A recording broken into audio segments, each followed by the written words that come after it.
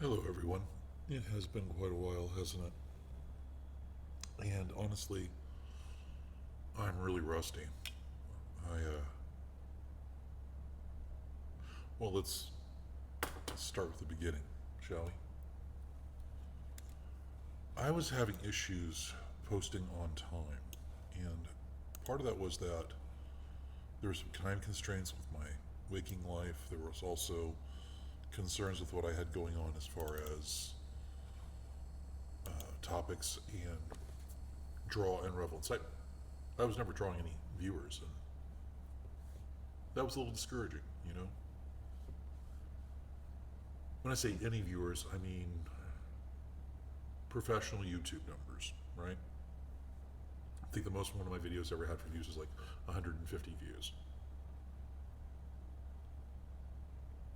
And I kind of was entertaining the whole idea of the YouTube side hustle, I guess, in the back of my mind. And it not panning out was discouraging me. And in addition to that, there was this fugue of prattling voices on the internet. Um, I just wasn't having a good time. Everything I tuned into made me feel worse or made me despair for the intelligence and the motivations and the ethics of the people that were posting. That includes some big names that I was once fond of that now I'm no longer.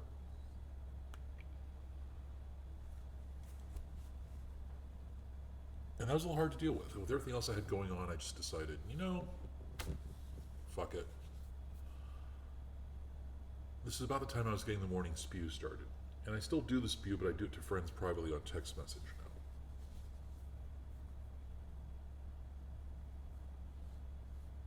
I guess what caused it was we have this wonderful tool of communication and of knowledge and of education. And no one's really using it for such, are they?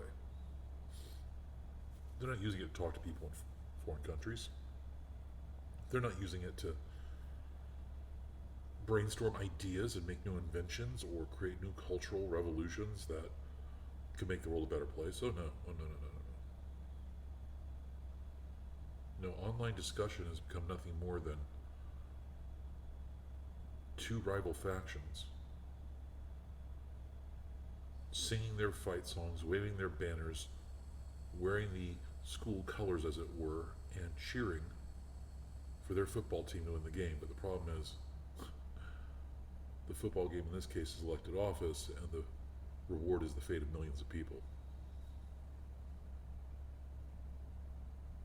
And if you're not part of one of those two big teams, the Democrats or the Republicans, then everyone in American politics points a verbal gun at you and blames you for the problems. You're either a sellout, you're a fraud, you're a shill, you're a coward, you're a weak-willed, mamby-pamby, you name the insult, right? You end up drawing all the fire from both sides because they both feel that your presence outside their dichotomy is a threat to them. And they're right. As we watch the two big parties going through what looks to be a fracturing event at the moment, the Democratic Party at war with outright communists, who are terrorist sympathizing, by the way,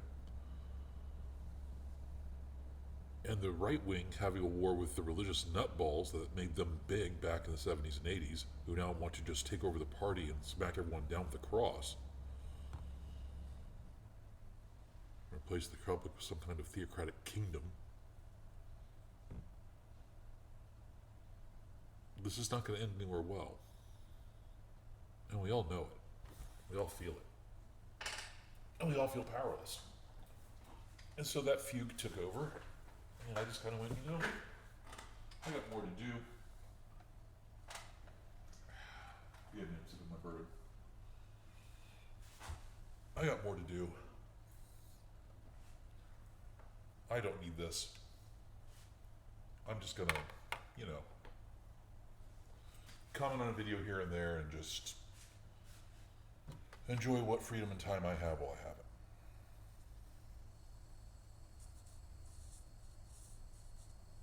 But then about, I would say 4 weeks ago, I began drifting out of that malaise. Maybe I just needed a little recovery. Maybe I needed a sort of verbal hermitage. As I drifted out of that kind of thinking, I was encountering more and more people who, in their posts online, weren't using any logic, clearly had no clue about what rhetoric is, and had no concern for empiricism whatsoever. And this is what brought me back. Because I encountered one particular person who was slopism personified. And when I tried to challenge her viewpoints, she ended up almost right away accusing me of only disagreeing with her because I was male and she was female. And I know already in your mind you're conjuring up some kind of screaming, blue-haired, tie-dyed shirt wearing, LGBT sympathizing feminist. I don't think that's a correct characterization of this woman. And by the way, she's going to be the first person we talk about in episode 1. But clearly the left-wing ideology is very dear to her, and I would gather is also her identity. And I'm trying to figure out where the heck that started. I'm seeing studies online now that the reason why youth are turning to more radicalized politics is that it gives them a sense of belonging and a sense of purpose. Isn't family supposed to do that? Community? Church, synagogue, whatever you go to?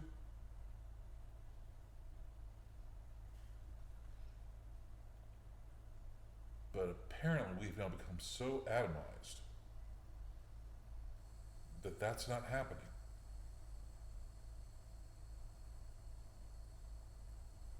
So what will this series focus on, the one you're listening to right now? I'm going to try to bring back the whole thing. Cinema fantastique, literary criticism. Bourbon and Blues will now be a separate playlist rather than a separate kind of channel thing like it was in the past. Bourbon and Blues will focus almost exclusively on politics and current events.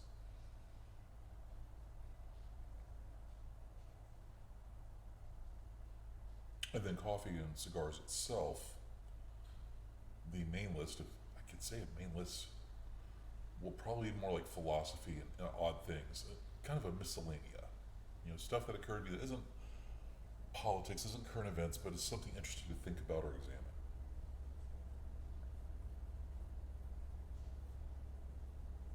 Now, I don't intend these lists to ever have the sway that some major streamer is going to have. I think we're actually kind of streamered out.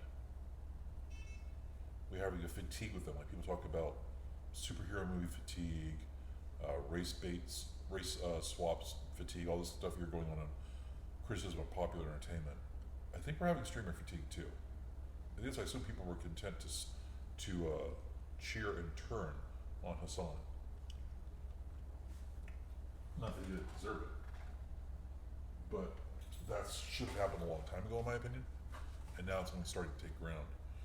The same outcry against Destiny, the same outcries against conservative talk show hosts that, you know, made the bridge to streaming, like what happened to Crowder. Again, justly so, but it took some time.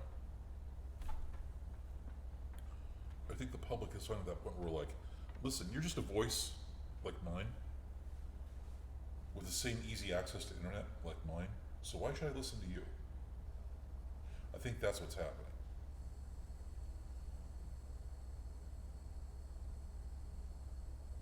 And in that kind of environment, we who make content, even as sporadically and often as I do, we should always have some humility. So I guess if anything, this series is kind of about responding to things I think are wrong and doing it in a somewhat humble way.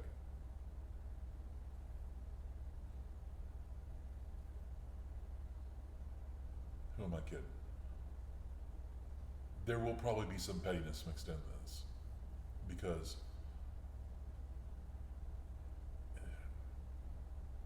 well, when you see the first episode and how we take it apart, you'll understand why I was motivated to come back. There are certain lines that every society has that you should not cross. Lines that keep the civil bond healthy and the society moving. And when you go across these agreed upon boundaries, you should be punished immediately. And no, I'm not talking like with incarceration. I'm talking with ridicule. I'm talking with comeback. There's something healthy to that. Acknowledgement of, hey, you stepped over the line, you need to apologize and not do that again. And if you don't, well, then it's just going to keep coming until you do. We're not going to tolerate this.